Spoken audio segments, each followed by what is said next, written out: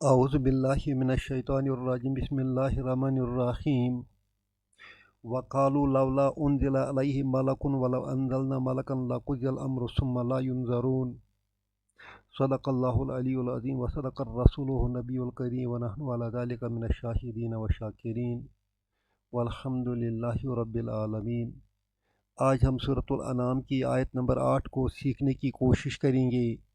اس آیت سے پہلے ہم نے آیت نمبر 7 میں پڑھا ہے کہ کفار مکہ نے پوچھا تھا پیارے نبی صلی اللہ علیہ وسلم کو کہ آپ کے پاس ایک لکھی ہوئی کتاب کیوں نہ آئی تاکہ ہم اس کتاب کو چھوئیں اور اپنے ہاتھ سے محسوس کریں کہ یہ اللہ کی کتاب ہے۔ رب نے اس کے بارے میں فرمایا کہ اگر ایک ایسی کتاب بھی نازل کر دی جاتی جسے یہ اپنے ہاتھ سے چھوتے تو پھر بھی یہ کافر لوگ اس کو سحر مبین کہیں گے، کھلا ہوا جادو کہیں گے۔ اس آیت میں ان کی ایک دوسری خواہش کو رد کیا گیا ہے۔ وقالو دے سیڈ، و جو ہے یہ اینڈ کا کام کرتا ہے۔ اس کا مطلب یہ ہے کہ پچھلی آیت میں جو سوال انہوں نے کیا تھا اسی کے ساتھ یہ بھی ایک دوسرے قسم کی لا یعنی سوال ہے۔ قالو دے سیڈ، قالو فعل ماضی ہے۔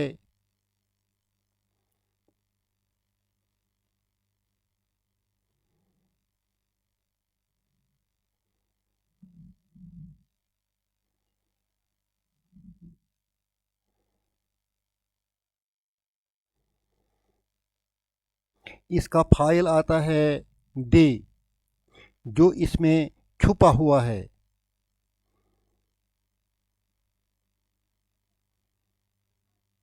وقالو دے سیڈ، انہوں نے کہا، انہوں نے کہا، کنہوں نے کہا؟ کفار نے کہا، مکہ کے کافر لوگوں نے کہا، لولا انزل علیہ ملکن۔ انزلہ کا معنی ہے اتارا گیا، یہ فعل ماضی ہے، مجہول کا صیغہ ہے جسے ہم انگریزی میں پیشو ورب کہتے ہیں۔ اس کا نائب فاعل ہے ملکن۔ انزل ملکن، ملک اتارے گئے، علیہ اس پر، ہے یہاں پیارے نبی صلی اللہ علیہ وسلم کی طرف اشارہ ہے۔ لولا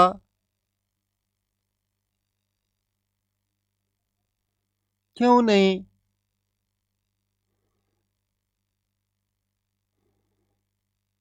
اس کو عربی میں ہم کہتے ہیں حرف و تحزیز،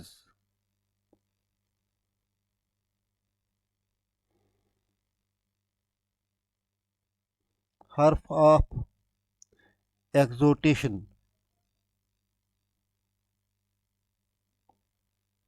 لولا کیوں نہیں، انزلہ اتارا گیا، علیہ پیارے نبی صلی اللہ علیہ وسلم پر، ملکن کوئی ملک۔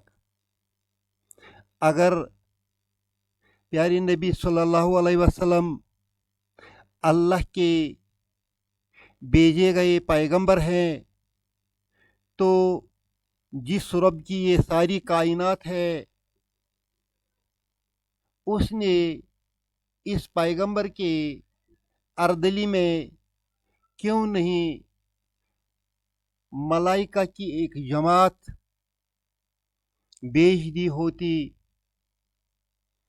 جسے تمام لوگوں کو اس بات کا کھلا ہوا ثبوت مل جائے کہ یہ پیغمبر اللہ تعالیٰ کی طرف سے نازل کیا ہوا ہے۔ اب اگر فرشتوں کی کوئی جماعت اس کے ساتھ نہیں ہے، کم از کم تو ایک فرشتہ ہونا چاہیے تھا جو ہمیں یہ بتائے کہ اللہ کا بھیجا ہوا نبی ہے، آپ اس کا مانو، نہیں مانو گے تو ہلاک ہو جاؤ گے۔ اسی کی طرف یہاں اشارہ ہے، لولا انزل علیہ ملکن، کیوں نہیں ایک فرشتہ پیارے نبی صلی اللہ علیہ وسلم پر اتارا گیا۔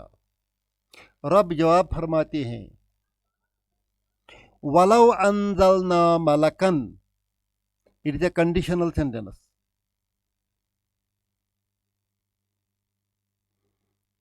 لو شرط کے لیے آتا ہے،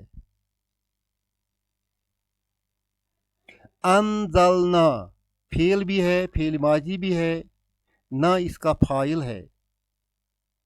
انزلنا ہم نے نازل کیا،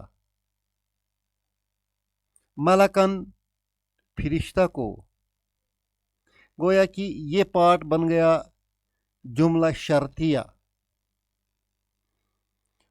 ولو انزلنا ملکن، اگر ہم نے فرشتہ نازل کیا، لقضی الامر، تو اس سے کیا ہو جاتا؟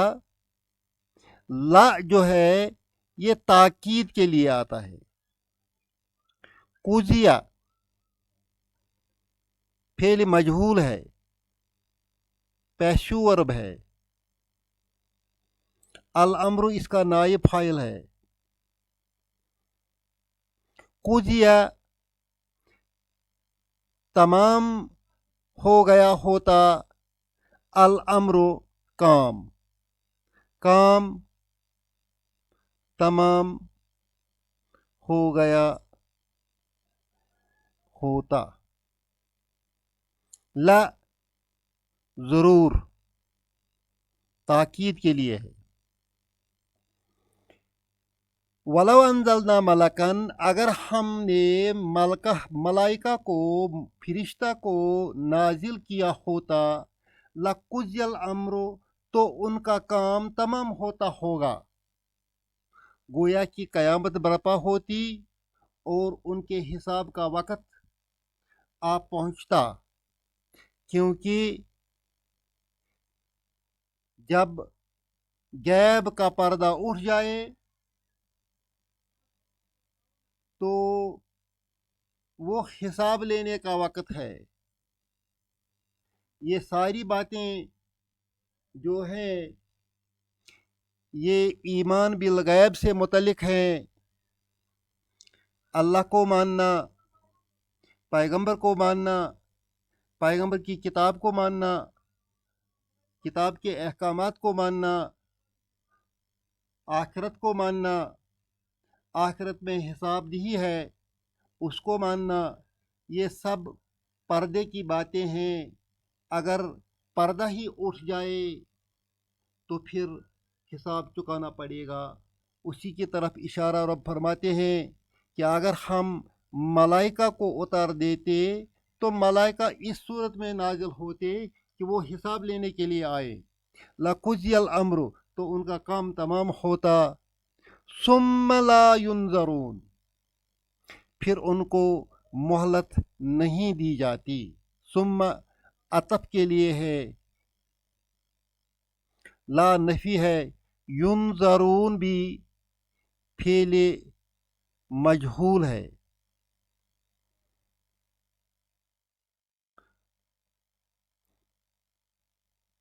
فعل مجہول ہے، ثم لا ینظرون، پھر ان کو مہلت نہ دی جاتی۔